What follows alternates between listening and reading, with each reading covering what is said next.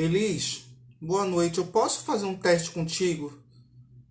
Só para ver se eu estou com algum problema na câmera aqui?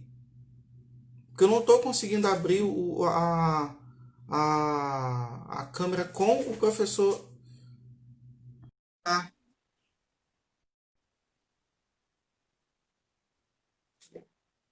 complicado porque hoje eu sei com algumas Alô? pessoas. Foi. Agora foi. Tá ouvindo, Sério, Rogério? estou, tá me Tá ouvindo ouvindo agora? agora? Estou te vendo e estou te ouvindo. E Tá aí? ouvindo ou não Você tá está... ouvindo? Estou, estou te ouvindo e te Mais vendo. ou menos? Aumenta isso aí, meu filho. Aumenta o volume disso aí. E aí? Pronto. Tá, você está me Melhorou? vendo? Melhorou? Agora Melhorou. foi. Eu estou te ouvindo. Eu estou te O som tá ouvindo. ruim. Você que não está. Peraí. Oi? Está me ouvindo? Oi? O som tá ruim. Você está me ouvindo? Oi, Tá com oi. voz de robô. Não, não. Tira o fone da Você tá com voz câmera. de robô. Oi? Tira o fone do celular.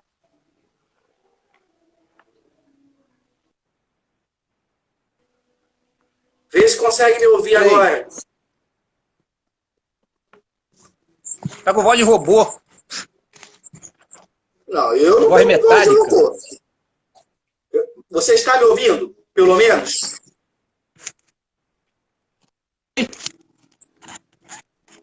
Eita. Agora o som tá ruim. Tirei o fone. Tirou o fone. Mas está me ouvindo? Tirei. Oi? Está me ouvindo? Então bota o O fone e som tá ouve. ruim. Então bota o fone e ouve voz de robô.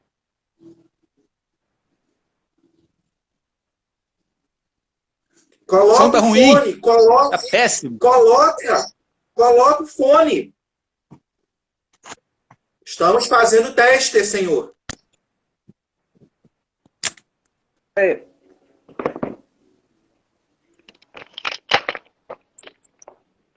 Vai, fala aí.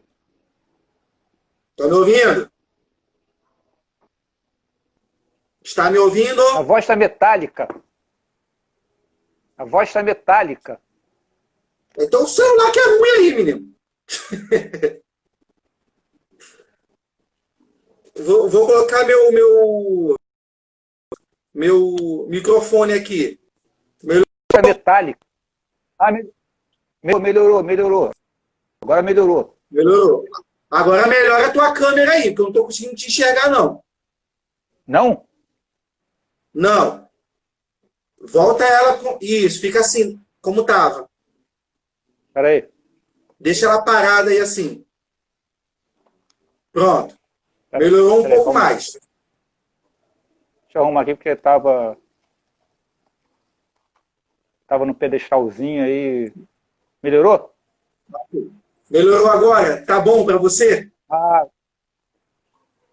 Oh, finalmente. aleluia. 42, 42 minutos depois. Espera aí. Vamos. Deixa eu ir Oi. agora. Deixa eu ir agora. Deixa eu ir para minha posição agora. Espera aí. Tá. Fecha aí para mim, por favor. Não sei se vai voltar aqui. Espera aí. Deixa eu ver aqui. Espera aí.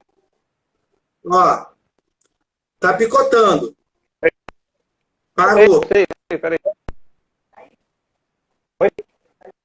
Não, não, para. Oi, Renata, boa noite. Parou. Não te ouço e nem te vejo. Vamos lá. Nem, nem me vê? Não. Estou vendo, mas está picotando a imagem. Peraí, tô falando aqui, peraí. O, o sinal aí não deve estar bom. Lá estava legal. Ah, tá melhor? Estava melhor. Ah, então deixa eu ir pra lá, peraí. Volta. Deixa eu ir pra lá, Vamos peraí. lá. A gente aguarda aí. Peraí. Calma aí. Eu saí do quarto e... Peraí. Tem um sinal Bom, aqui no quarto enquanto que o estava Exemar bom, está né? enquanto o Exemar está se arrumando aqui, pessoal, sejam bem-vindos à nossa conversa, tá? A proposta é a gente, ao longo desses dias, começar a conversar sobre alguns assuntos, né? De história, mas também não só de história, envolvendo outras áreas, tá? Já tem programação para outras áreas também, mas hoje a gente começa dando um pontapé inicial com esse tema, né? Que eu falei com o Exemar, né? Quando a gente estava conversando, é um tema polêmico, né? Um tema que mexe com duas situações aparentemente opostas, mas que vão estar ali no contexto histórico do Brasil bem forte. E aí, Exemar, tudo ok agora? Tá legal aí? Tá vendo legal? Não, peraí, ainda não. Conexão lenta. Pô,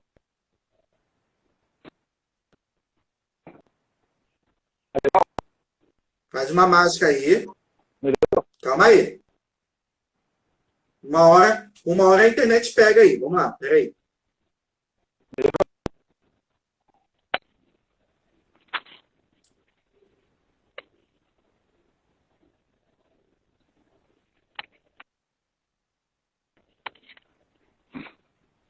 Não sei se é isso. Hã? Melhorou? Melhorou? Melhorou. Melhorou. Agora sim, vamos ter que optar por algumas coisas. Ou eu não te vejo direito e te ouço, ou eu te ouço e não te vejo direito. Porque realmente a imagem não tá legal. E tá falhando.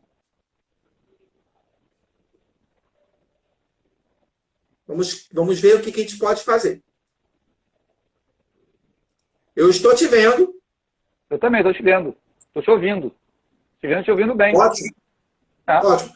Só que, assim, agora eu estou te ouvindo legal. ah, Vamos tentar. Vamos tentar a conversa. Se qualquer coisa parar, a gente volta. Para entender melhor, tá? ah, Pode ser? pode. Bom, então, assim, como eu estava falando, a proposta é a gente conversar sobre diversos assuntos, né? Ah, enfim, que mexe com todos os assuntos, todas as áreas, né? E eu chamei logo o Exemar para ser o primeiro, né? Olha só que honra desse projeto, né? Que eu conversando sobre história, mas que, como eu falei, vamos tentar agregar várias coisas, vários assuntos. Hoje, por exemplo, a gente vai conversar, e na verdade, assim, é uma conversa mesmo, né? O Exemar vai trazer algumas coisas que ele estuda sobre esse assunto, que ele conhece esse assunto, eu vou tentar colaborar de alguma forma. Quem estiver aí assistindo também pode participar, fazendo alguma pergunta, eu vou deixar anotado aqui, a gente faz no final. E depois a gente tenta responder da melhor forma possível, tá? O assunto é a igreja e a ditadura militar, né? Aí eu queria já começar assim porque me chamou a atenção esse tema. É um tema que me chamou a atenção, que particularmente eu não tenho muito conhecimento sobre isso, embora a gente acaba tendo que esbarrar sobre essa temática quando a gente vai falar nas escolas sobre ditadura militar, né, governo militar. Mas aí eu queria saber de vocês, Emma, por que você pensou esse tema? Olha só. Boa noite para todo mundo aí que está ouvindo. Primeiro eu queria falar o seguinte, que é um tema que eu comecei na minha monografia, né?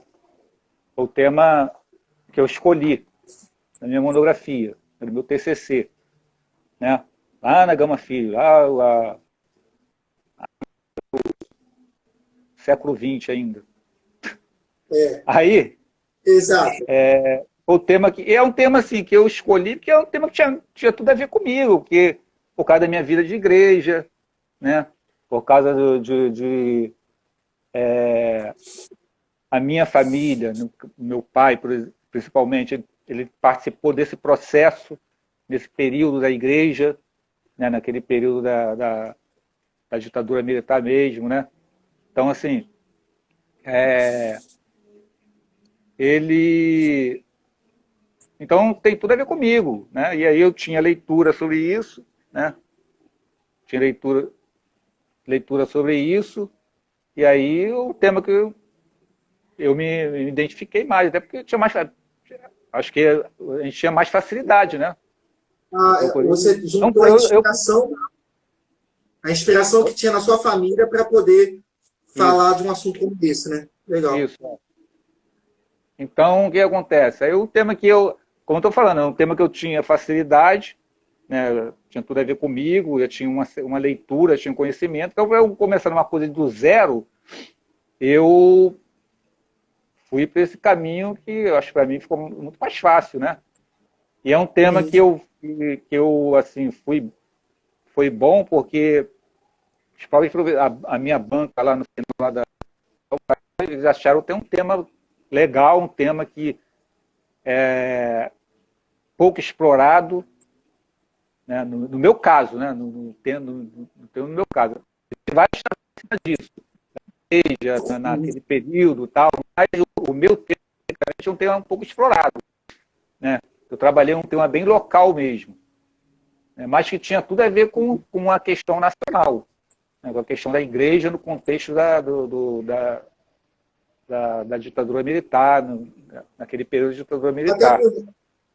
até porque eu estava vendo recentemente aí que, como você falou, era um tema pouco explorado, né? Você não tinha tanto acesso a documentos como tem hoje, né? Devido à Comissão da Verdade, né? Que surgiu aí para poder esclarecer algumas coisas. Então você tem aí hoje em dia, entre aspas, uma facilidade de acesso que de Não. repente antes não tinha, né? Então você teve aí juntou a inspiração com essa vontade e que bom que deu certo, né? Pelo menos para você deu certo. Porque para mim, por exemplo, na minha monografia de faculdade, assim, não tive inspiração nenhuma, eu tive que apresentar mesmo, assim, é aquele negócio, né? É a coisa que estava ali na hora, então eu vou falar sobre isso. Então, não tinha nada a ver comigo, né? Hoje eu sei que um trabalho final de curso, aí fica a dica para quem está aí nessa vibe aí de faculdade, pós, enfim, uma monografia, um TCC, o ideal é que tenha a ver com você, né? Então, algo de inspiração para você, né? Porque é mais acolhedor para você o estudo, né? Você não tem você não sofre tanto fazendo um trabalho que lá na frente você não vai ter tanta importância. Nem ele sobre você, nem você sobre ele. Né? Até porque a gente sabe que na graduação você não tem muito compromisso com o tema, né? Você pode até usar um tema que já foi falado. Então, assim, mas no meu caso, como eu já tinha uma leitura, já tinha uma facilidade com isso, já atuava esse tema, eu preferi ir para esse caminho, né? Para mim foi mais fácil. Sim. Mas eu poderia ter buscado um outro tema mais fácil, que já existia, que de repente era falado várias, era muito falado, mas eu preferi ir por esse tema. Esse tema já é falado, já é um tema já tem bastante material sobre esse tema. Mas Vamos lá, Zemar. Para de ficar mexendo. não, Para de ficar mexendo muito assim, porque está dando interferência. O teu fone está dando interferência.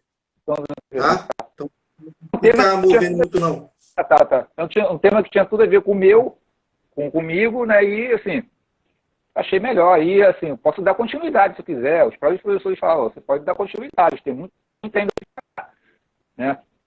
Então, assim, por isso que eu escolhi esse tema.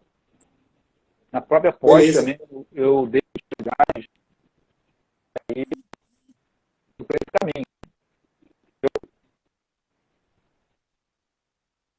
Então, vou começar a botar fogo parado. Eu sei que entrou umas pessoas aí que é bom te botar um fogo. Esse finalzinho aí eu não escutei nada, tá? Porque travou. Nesse esquema, esse tema aí. Até porque eu não sei quando demoramos a entrar pra caramba, eu não sei que horas são. Aí, mas vamos começar a falar aí. Eu acho que ele é. Posso já começar? Posso já dar o pontapé? Então vamos lá. Pode sim. Para a gente começar a falar sobre a questão da igreja, do trabalho da igreja na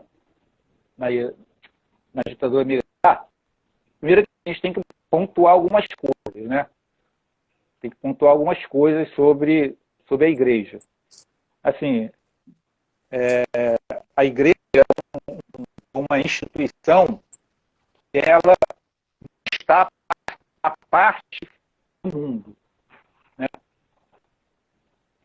A própria católica, a própria oração para a igreja que é luz e mundo, né? Temos uma instituição que é o próprio Cristo do mundo e tal. Então, assim, ela não é uma instituição que está fora do mundo. Como teve um período na Idade Média, um período que ela se separou totalmente da sociedade, foi um mundo à parte, né? Então, assim, a igreja não é uma instituição fora do mundo, é humana e santa humana. Então, ela vive das questões humanas, ela não está fora das questões humanas. Então, assim, então eu queria pontuar. Primeiro, assim, para começar a falar desse tema, eu vou dar um pulo rapidinho lá no século XIX, na Revolução Industrial, né? Começou a emergir na Revolução Industrial uma nova classe, né, aquela classe operária. Né? A classe operária começou a surgir, começou a nascer nesse período aí. E com o surgimento dessa classe operária veio as demandas, né, dos direitos trabalhistas, né? Quem sabe o que aconteceu naquele período que não existia praticamente nada. Então, esse período... Zemar, para de mexer no fone. Não, eu tô arrumando, fica soltando. O Rodolfo falou que não tá me ouvindo direito. Deixa eu arrumar. Não, é porque tá dando interferência no fone. Para de mexer no fone. Tá. Porque realmente está uma hora que não dá para ouvir por causa disso. Vai lá. Tá. Então, olha só. A Revolução Industrial ela causou isso tudo. Então, causou essas demandas da classe operária, essa classe operária que estava surgindo, né? E nesse período da Revolução Industrial, lá mais ou menos em 1890, 1891, um papa chamado Leão XIII, ele escreveu a encíclica chamada Rerum Novarum, né? Chamada o quê? Desculpa? Rerum Novarum. Rerum Novarum. Que seria mais ou menos isso, Rerum Novarum, né? Seria mais ou menos realidades novas, coisas novas, né? Então, o que o Leão XIII ele vem falando nessa encíclica? Ele vem chamando atenção para as questões dos trabalhadores, dos operários da época, né? E com as questões da democracia, né? Com as questões... Leão XIII, Rodolfo, Leão XIII, Rerum Novarum. O Rodolfo está perguntando aí, qual o ciclo? Rerum Novarum, Leão XIII. Aí, em 1891. Então, ele veio escrevendo essa encíclica para demandar as questões todas dessa classe operária que estava nascendo, né, que praticamente não tinha os direitos trabalhistas adquiridos, né? A gente sabe que a Revolução Industrial veio com aquele processo todo da industrialização, mas os operários que vieram surgindo aí, essa classe que veio veio emergindo aí, ela não teve os seus direitos totalmente. Eram direitos básicos mesmo, né?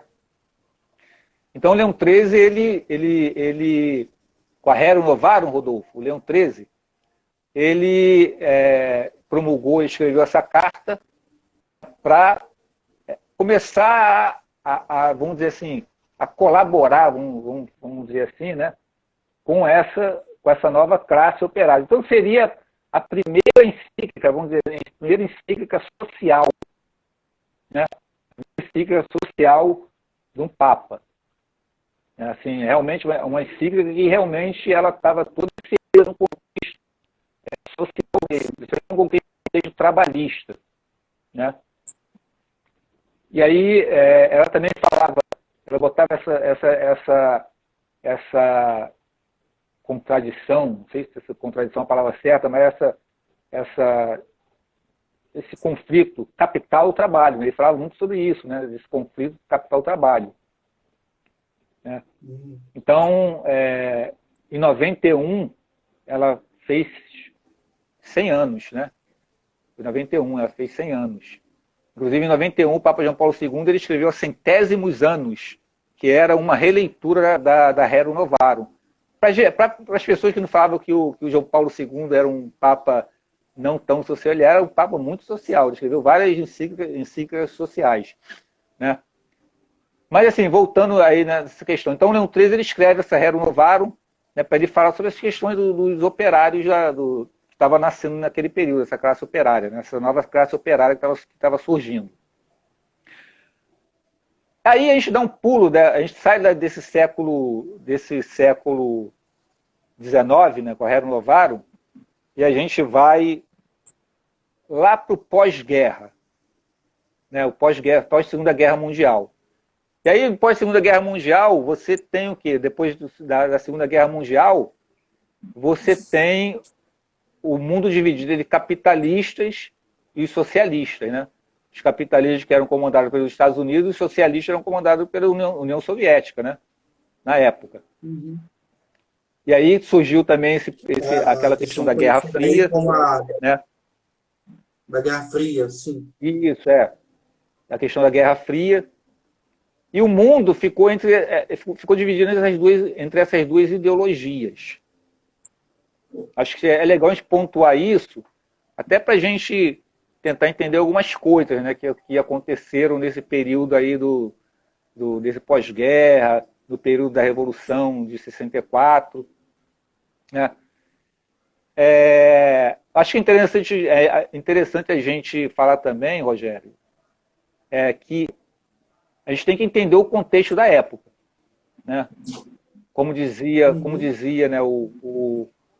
dizia o Legoff, né? O Legoff dizia que o homem é filho do seu tempo, né? Então a gente tem que entender a cabeça da pessoa daquele período, né? A gente não pode condenar com a nossa cabeça de hoje, a gente pode condenar as pessoas. É claro que, por exemplo, a gente condena o nazismo, né? Claro que a gente condena o nazismo, mas certas questões a gente tem que entender pelo contexto da época. Então, assim, o mundo ele vivia aquela Guerra Fria, aquelas duas ideologias que comandavam, vamos dizer assim, o mundo naquele período pós-guerra, né? Não é isso? Isso. E a gente vindo aqui para o Brasil, especificamente, né, América Latina, Brasil, a gente tem...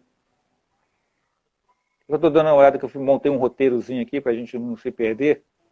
E aí estou dando uma olhadinha aqui. Rapidinho, então, só para apontar um detalhe aqui, só para falar um negócio.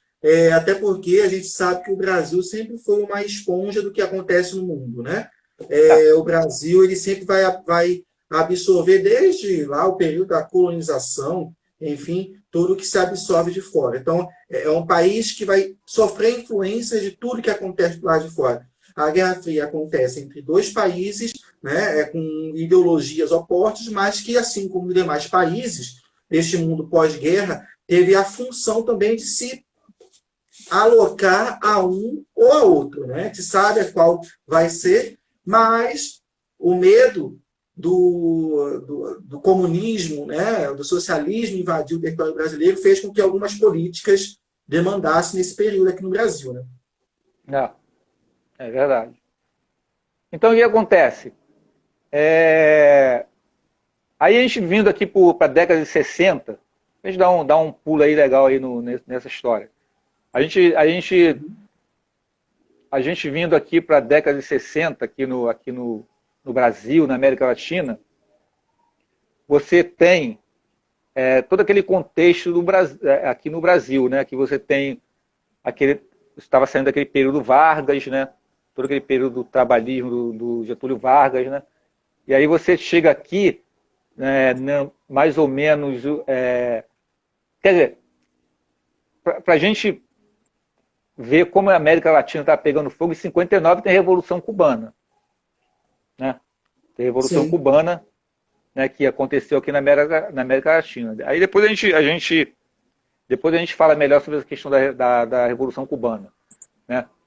E aí você tem, em 62, na década de 60, nesse período aí, você tem o Concílio Vaticano II. Sim. Né? Concílio Vaticano II, que é aquele concílio ecumênico. Exato. Foi um ápice, um concílio, né, da Igreja Católica. Um concílio ecumênico Vaticano II que ele renovou toda a igreja. Então, se você tinha uma igreja que vinha um pré-conciliar, você tinha uma igreja assim, vamos dizer, meio que distante das questões do mundo, né? Você tinha uma igreja que não estava tão enculturada, você tinha... O que o Rodolfo está escrevendo aí? Ecumênico, Concílio Ecumênico Vaticano II, Rodolfo. Concílio Ecumênico Vaticano II. Ecumênico porque não era só para os bispos da igreja. O concílio chamou a igreja de outras religiões também. Tá? Então você tinha não só os católicos, como tinha outras religiões participando. Entendeu? Exato. É ecumênico. O ecumênico, Concílio Vaticano II. Então é um concílio que... Uma prova disso é a Nostra Aetate, né, que é um documento da igreja, né, que fala, que envolve todas as religiões ali, né, hinduísmo, budismo, judaísmo, islamismo, né. Eu tive que fazer um trabalho sobre essa nova Aetate. Eu tenho aqui, Rodolfo, qualquer coisa eu te empresto esse documento. Tá? É bem interessante. Fala, desculpa. Então, João 23, quando ele começa, né, porque na verdade o João 23 ele começou, mas ele não terminou, porque ele morreu antes do concílio terminar, que quem terminou foi Paulo VI. Então, assim, o Concílio Vaticano II, ele abriu, entendeu? Ele abriu a igreja para o mundo, né? Ele abriu a igreja para o mundo. E aí abriu para a cultura, abriu para a questão política, abriu para as questões sociais, né? Abriu para todas as questões, né? Então, por exemplo, se você tinha, antes do concílio, você tinha uma igreja que, antes do concílio, você tinha uma igreja que o padre rezava de costa para o povo em latim, né? Olha o Zidane chegando aí. Aí você tem no pós-concílio, você tem uma igreja que o padre virava, começou a celebrar virado para o povo na língua nacional, né? Então, assim, você tem essas reformas litúrgicas que o Concílio Vaticano II ele promoveu, né? As reformas litúrgicas, né? Você tem uma igreja que ela começou a se abrir mais para as questões sociais, né? Se abrir mais para as questões do mundo. Até porque, né, Zimar, nesse momento, vamos ter também em paralelo acontecendo um crescimento de outras denominações cristãs, né? Então, a igreja sentiu a necessidade também de se afirmar. E outra coisa também, dentro desse mundo pós-Segunda Guerra Mundial, né, capitalismo e socialismo, a igreja tinha que se posicionar em algum ponto, né, reafirmar alguma coisa. Então, eu acredito que o Concílio Vaticano II ele teve um intuito, podemos dizer assim, político nesse sentido, de centralizar em alguma posição. Nem que para alguns bispos tenha sido por uma neutralidade. Né? Não sei se é por aí. Porque a igreja, ela quando se abre para esse diálogo com o mundo, né, ela começa a trabalhar a questão da fé com essas questões do mundo. Então, você tem a questão da fé com a ciência, com a fé com a política, né? Então, essa questão a própria questão do ecumenismo começou a surgir daí, né? Você tem a questão do diálogo entre religiões, né? Então, mas, assim, eu acho importante a gente entender que dentro da igreja ainda tinha... Assim, a igreja, ela tem vários grupos, né? A igreja sempre viveu assim. Sempre há uma tensão entre vários grupos. Então, você tinha, naquele período, você tinha os tradicionalistas, você tinha os reformistas, né? Você tinha depois começou a surgir os chamados progressistas. Então, você tinha vários grupos que ficavam ali puxando um para o lado, um para o outro, né? Porque o que acontece? A igreja, ela não muda, acho que é uma coisa importante para a gente entender, a igreja não muda a palavra do evangelho, ela atualiza, né? Ela atualiza a palavra do evangelho, o evangelho, a palavra de Deus, ela não muda, ela atualiza, né? Porque ela tem que dialogar a igreja tem que dialogar com a pessoa do seu tempo, né? Então o Concílio Vaticano II, ele começou a fazer isso, né? Ele começou a ter que dialogar com a transformação, né? Ideológica, psicológica. Oi. Ô, Isaac, só um minuto. Fala de novo essa última fala aí que ficou ruim aqui. Por favor. A igreja, a igreja, ela tem vários grupos dentro dela. Uhum. Né? Tem vários grupos. Sim. Tem os tradicionalistas, tem os reformistas, tem os progressistas, tem vários grupos, né? E é bom ter isso porque a nossa igreja é diferente das igrejas protestantes. A nossa igreja vive na pluralidade, né? Nossa igreja vive na pluralidade, isso aí não é divisão, né? É pluralidade. O Espírito Santo, ele também sopra na diversidade. A gente tem que entender isso. Nós somos um corpo de Cristo, Rodolfo, mas o Espírito Santo ele sopra na diversidade, na pluralidade. Ninguém pensa igual a ninguém. A gente é um corpo de Cristo, né? Tem até aquela música, né? Que fala na igreja, né? Cada membro é diferente. Não é isso? Mas o corpo de Cristo é um só. Então, assim, antes da gente assim, aprofundar mais um pouquinho na questão do concílio, o João XXIII ele escreve ainda algumas encíclicas. Tem a Mater Magistra, em 61, em 63 ele escreve a Pacem in Terris, né, que seria paz na terra, e a de 61, Mater e Magistra, que é mãe e mestra, né? Então são encíclicas sociais que ele escreve. Não é isso? Qual o objetivo principal do concílio, né? Era o quê? Era promover, né, a promoção da justiça social, né, e o destino dos seres humanos, assim, basicamente, claro, né? A promoção da justiça social, né, e promover o destino dos seres humanos na Terra. Porque nós católicos, nós acreditamos na vida eterna. Nós acreditamos na vida eterna, mas só que nós temos que viver no mundo, né? Como o Papa Francisco fala, ele quer uma igreja em saída, uma igreja que viva no mundo, né? Uma igreja que se machuque, mas uma igreja que esteja no mundo, né? O Papa Francisco fala muito nisso. Então o objetivo, assim, basicamente, do concílio é isso, a promoção da justiça social, né? E a questão assim, eu estou falando junto com as questões, com as encíclicas sociais da igreja, né? Então você tem toda essa questão do concílio. E aí quem o concílio ele promove, né? Principalmente aqui na América Latina. A América Latina ela sempre tem, Rogério, acho que é importante falar, a América Latina não é uma igreja separada, mas sempre teve características próprias. Então o Concílio Vaticano ele veio enfatizando isso, dando essa autonomia, vamos dizer assim, para os concílios, né? Para as conferências episcopais. no caso aqui o CELAM, que é a Conferência Episcopal da América Latina, né? E a América Latina tinha toda essa característica, por causa da sua história, por causa todo o seu histórico, né? Da colonização, né? Então a igreja aqui na América Latina sempre foi uma igreja mais progressista nesse sentido, né? Uma igreja que sempre foi mais para frente. Então, e nesse período aí de 62, 63, 64, né?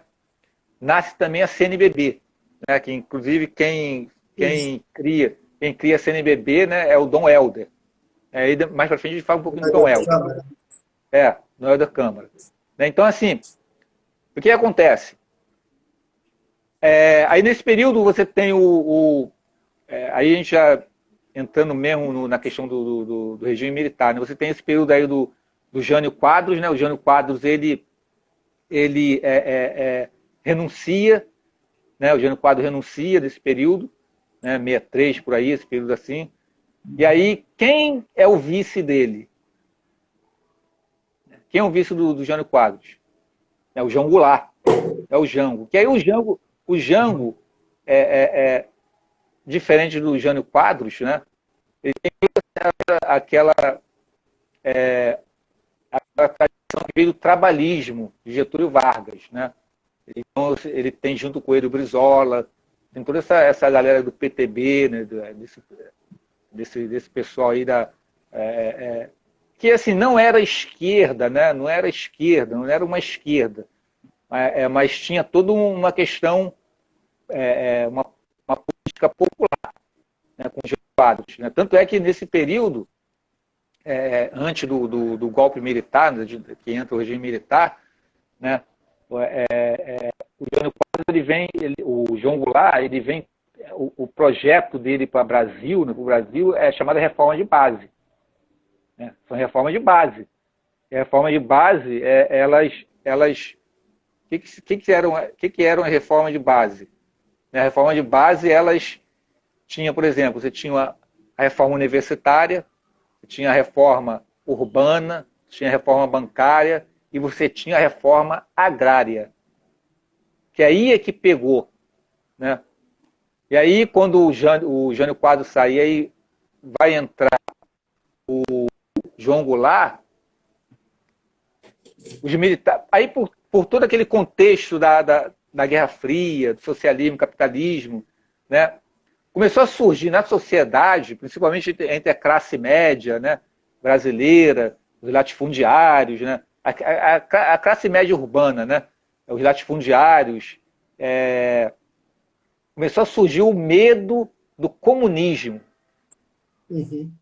do comunismo se instalar no Brasil, né? Então você tem aí, com a renúncia do Jânio, né, e da subida do João Goulart, você tem todo um processo que começa a surgir na sociedade brasileira, que aí você tem os militares, você tem essa classe média urbana, né? E você tem a igreja. E aí você tem, aí, como eu falei, né, dentro da igreja tem vários setores, né? Tem vários setores.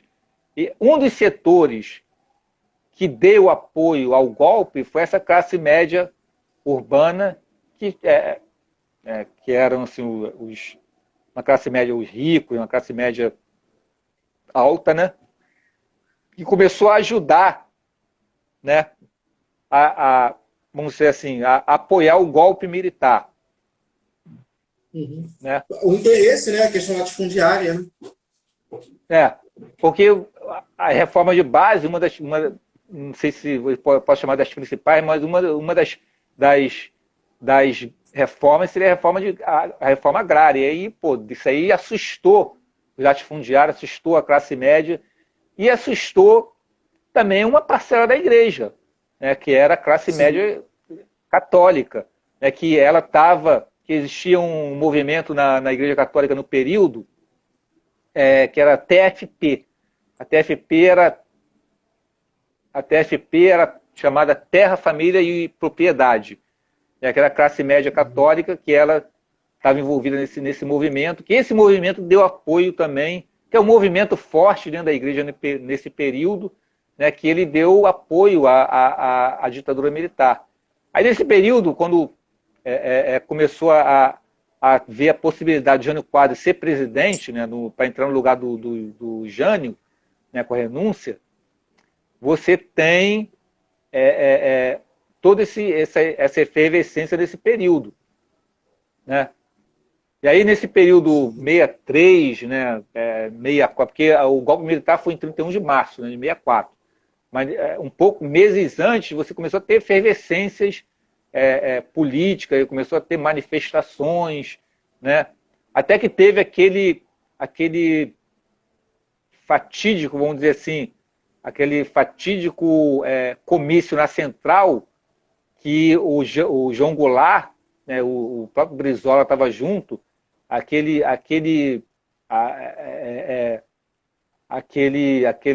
aquela manifestação, aquele comício foi em 63, né, por aí, esse período aí, que o João Goulart ele partiu para cima. E aí ele falou da reforma de base, da reforma agrária, da reforma urbana, né, de toda essa reforma que ele queria implantar. E a partir daí é que realmente os militares, junto com essa classe média urbana, né, com esses setores todos da igreja, começaram a articular o golpe militar, né? Até que em 31 de março acontece o golpe militar, que muitas pessoas hoje, muitos não aceitam, falam que não é golpe, mas foi um golpe militar, porque se existia um governo que foi eleito, esse governo é retirado por um golpe, por militares, né, que não respeitam a Constituição, que eu acho que isso é muito, muito interessante, essa figura, né, da Constituição. Então, se eles não respeitaram a eleição, foi eleito. Jânio Quadros, o Jânio Quadros foi eleito, o Jânio era vice, então você tinha todo esse processo, né? Então, quando os militares dão um golpe nesse período, você tem toda essa questão do golpe militar. Foi um golpe militar, né? Eles tomaram o poder. E aí eles tomam o poder em 64, né, a partir de 31 de maio de 64, né? E aí você tem todo esse processo que você... Porque nesse período, antes do golpe, você tinha o Brasil estava num período normal democrático. A democracia ela existia. A democracia existia. Só como teve todo esse processo aí, né, como toda democracia... Mas Examar, quando você fala que existia democracia no Brasil, mas será que essa democracia... Assim, eu entendo que havia democracia no Brasil, mas será o acesso à democracia era para todos? Será que Não, quando eu falo assim, todos... bem, quando eu falo em democracia, é porque existiam eleições. Eu estou falando nesse sentido. Tá. Nesse Você sentido. fala a questão da prática da cidadania. Isso. Os presidentes foram eleitos. Até porque o Código Eleitoral, né, acho que é de 1932, se eu não me engano. Né, isso, se não falha a memória. 1932, por aí. Aí já com essa prática da democracia já vigente. Tá, okay. Porque quando eu falo nesse sentido, porque o Brasil vinha no período democrático normal, com eleições normais, com tudo isso. Só que quando teve esse período aí, 63, 62, 63, 64, mas o mundo estava nessa questão da Guerra Fria, né? dessa bipolaridade entre capitalismo e socialismo, né? Então, esse medo veio aqui para o Brasil, né? E aí, nesse período, quando o João Goulart ele vai para entrar para o poder com a renúncia do Jânio, com aquele processo todo, principalmente depois desse começo da Central, o curso dele fala que ia implantar todo esse processo dessas reformas, né? E aí você tem um medo na sociedade, né, daquele período, né? Essa classe média urbana, os latifundiários, os grandes empresários, o pessoal assustou o pessoal, até porque estava nesse período da Revolução Cubana, né, da União Soviética, né, estava todo esse período. Então, o medo dessa classe urbana, dessa classe média, né, dos empresários, latifundiários, era do comunismo se implantar aqui aqui no Brasil, que era uma mentira, porque o João Goulart ele não era comunista. Né? Ele não era comunista. As pessoas falam que ele não era comunista. Né? Na verdade, até o João Goulart era até um estancieiro, ele era até um latifundiário também. Entendeu? E, na verdade, o João Goulart é um trabalhista. Né? Ele não era comunista. Então, as pessoas confundem um pouco as coisas. Né? Hoje, igual hoje todo mundo é comunista. Mentira, gente. Isso aí não existe. Isso aí, Mas hoje não se leva a sério isso, porque ninguém... Não. Hoje, o negócio de hoje, todo mundo é comunista, todo mundo é de esquerda, todo mundo é de direita. Ninguém entende mais nada. Então, isso. 2020, naquele período, como é que fala? Naquele período... e a paga 2020, vai. E naquele período não foi diferente. Naquele período não foi. Por isso que existe muitas similaridades entre aquele período e esse agora. Porque naquele período não foi diferente. Tá, agora olha só. O João Goulart... Agora, não, até porque, Zé Mar, nós temos estamos com 45 minutos de live. Então, assim... Não, tá, eu vou agilizar. Deixa eu só pontuar aqui, só para a gente poder ir direto assim, para você já se orientar assim. Então, a Igreja Católica ela vai ter um papel fundamental nesse momento, né? Porque vai juntar aí o Concílio de Trento, ou de Trento, ó. Nossa! Vaticano II. Caraca! Não, esquece isso. O Concílio Vaticano II, com esse movimento mundial, pós-Segunda Guerra Mundial, né, que é a famosa Guerra Fria, e o surgimento de uma estrutura política no Brasil, certo? Reafirmando um poder autoritário, poder vertical. Isso. Nesse contexto, qual vai ser o papel da Igreja Católica? Está falando nesse contexto agora do regime militar, já no regime militar? Já entrando no regime militar no Brasil? Saiu? Isso aí acontece.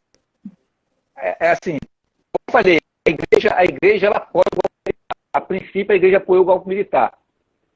Fala. Não, a igreja, não. Quem estava ouvindo. Vai. A igreja, não estava me ouvindo, não? Agora a igreja, sim. A princípio, a igreja ela apoia o golpe militar, o regime militar. Sim. Ela apoia. Por interesse com aquela questão lá agrária, né? Isso, não só a questão agrária, como outras questões também. Não, sim. Outras questões. Até o próprio medo do comunismo. Até o próprio medo do comunismo, que também setores da igreja, muitos bispos, também tinham medo do comunismo aqui no Brasil. De toda a questão toda que estava no mundo. Então, assim, a princípio, a igreja apoia também o...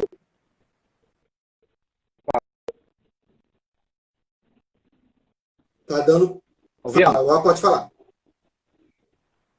Agora sim.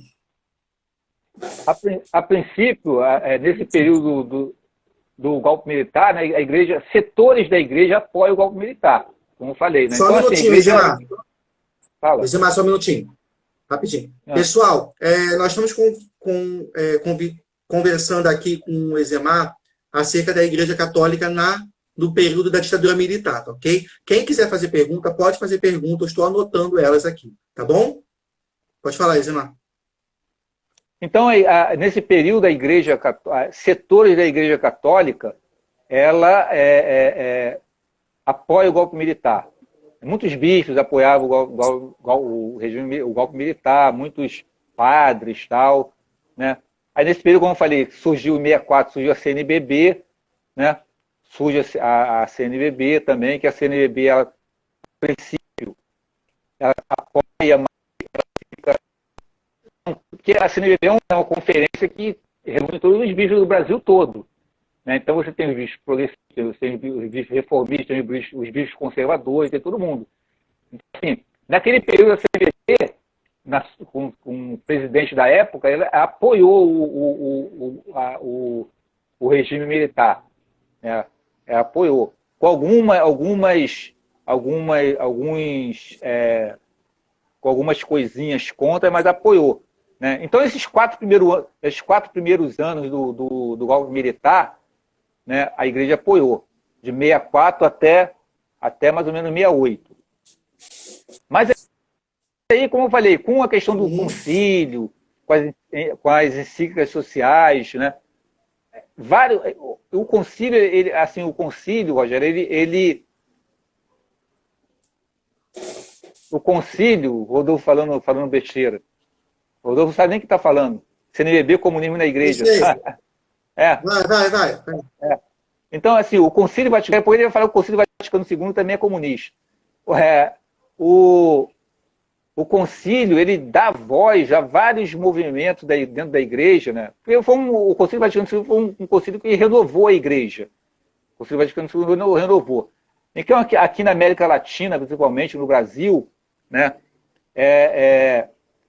ele deu força a vários movimentos dentro da igreja que começaram a fazer com que a igreja ela penetrasse na sociedade. Então, por exemplo, nesse período surgiu um movimento chamado JUC, né, que é a Juventude Universitária Católica, que é os jovens, a Igreja Católica penetrando nas universidades, né? Penetrando nas universidades. A Igreja Católica entrando nas universidades. Então, a JUC é um movimento que ganhou muita força nesse período, né? Então, os jovens universitários católicos, né, começaram a ter mais voz nesse período. Então, a JUC foi um movimento que ela foi muito forte nesse período. E aí você tem a JUC, você tem a Juventude Agrária, que era a JAC, tinha a Juventude Estudantil, que era a JEC, né, que era a chamada JAC, JIC, JOC e a JUC. A JOC, que era a Juventude Operária Católica, que era a Juventude Trabalhadora. Então assim, movimentos que... Só para ver aqui se realmente... Porque eu estou te falando, né, é um assunto que me gera muita curiosidade com relação a isso, né? Embora, como eu já falei, embora eu já tenha lido, feito alguns trabalhos em cima disso, mas sempre tem coisas diferentes e novas, né? No caso, você está falando aí que a partir do momento em que acontece o regime militar no Brasil, e a igreja, ela antes tenha, digamos assim, apoiado esse movimento, mas conforme os anos foram passando, né, foi vendo que esse regime vai ser autoritário com a sociedade. Junto, então, com o Concílio de Vaticano II, né, e a necessidade de se trabalhar com questões sociais. Então, todos esses movimentos que você falou aí surgem a partir dessa necessidade, no período da ditadura militar, seria isso? Isso. Surgiu nesse período. Na verdade, esses movimentos, ele já começava, ele já tinha uma sementezinha deles na igreja. O concílio... Por que eu estou falando isso? Por que eu estou falando isso? Porque a própria ideia de campanha da fraternidade surge dentro do contexto dos governos militares. Isso. O mais curioso, eu até anotei aqui, que o mais curioso foi que a primeira campanha da fraternidade foi exatamente em 1964. 1964. Né? E com o tema de como é que é? Igreja em renovação. Porque tinha tudo a ver com a questão do concílio. Então, por isso que eu falo, o concílio, ele começou a... Assim, a gente está falando a nível de Brasil, de América Latina, mas isso aconteceu no mundo todo. Então, o concílio, ele deu muito isso, ele renovou realmente a igreja, entendeu, Rogério? Então, assim, o concílio, ele faz surgir vários movimentos, o pós-concílio, né, vários movimentos que já existiam algumas sementes nas igrejas, nas paróquias, nas dioceses, mas não era nada forte, né? Então, o concílio veio dar voz a isso, veio dar força a isso. Então, nas dioceses começaram a surgir vários trabalhos, né? Aí começaram a surgir trabalhos com o pessoal do campo, com os operários, com a juventude universitária, né? Com a juventude secundarista, né? Com a juventude de rua. E aí você começa a surgir toda essa questão social começa a pegar muita força no Brasil e na América Latina. Deixa eu te perguntar, assim, só uma curiosidade mesmo, que eu não tenho noção de quando surgiu isso. Você tem noção de quando surgiu a pastoral da criança? Se foi também nesse contexto? Não, a pastoral da criança é mais recente. Ah, tá, desculpa. Se não me engano, a Pastoral da Criança nasce na década de 80, né, por aí. E ela também está dentro dessa questão da pastoral social, entendeu? A Pastoral da Criança está dentro dessa questão da pastoral social, né? Então, assim, aí você tem, surge esse movimento da JAC, a JEC, a JIC, a JOC, a JUC, né? E outros grupos sociais, outras pastorais, aí você tem os círculos operários, né? Você tem os círculos operários, né? Que seriam tipo círculos bíblicos, mas círculos que surgiram dentro das fábricas. Então você, todos esses grupos, ele faziam uma articulação entre fé e vida. Não? Então você pegava a Bíblia e você articulava com as questões das demandas daquele grupo, né? Com todo o sofrimento daquele grupo. Então você começou a articular isso, então, aquela chamada articulação fé e vida, né? E aí começou também a se articular fé e política também a partir desse momento, começou a surgir um movimento aí nesse contexto também. E assim, aí você tem de 64 até 68, a igreja a igreja ela apoia o golpe, até porque o regime militar, nesse período os militares, eles estava brando, né? Vamos dizer assim, o regime militar estava brando, né? Mas você tem todo esse processo, né, que os movimentos políticos da sociedade, né, a esquerda, vamos dizer assim, o movimento de esquerda, os partidos políticos de esquerda, né, eles começam a radicalizar, né? E aí você tem os grupos, as guerrilhas que aconteceram no período, né? Aí já é outra questão. E aí, nesse período, o regime militar ele começa a endurecer. E aí você tem, lá para 64, 65, 66, você começa a surgir os atos institucionais. Aí tem o AI-1, AI-2, AI-3, e aí começa a endurecer com o AI-5, que foi em 68, que foi o ato institucional que fechou realmente o país. Né? Aí você tirou a liberdade de expressão, liberdade de imprensa, fechou jornais. Aí começou as torturas, né? Começou a perseguição política. E isso Só que o que acontece? É interessante que isso também atingiu a igreja nesse período.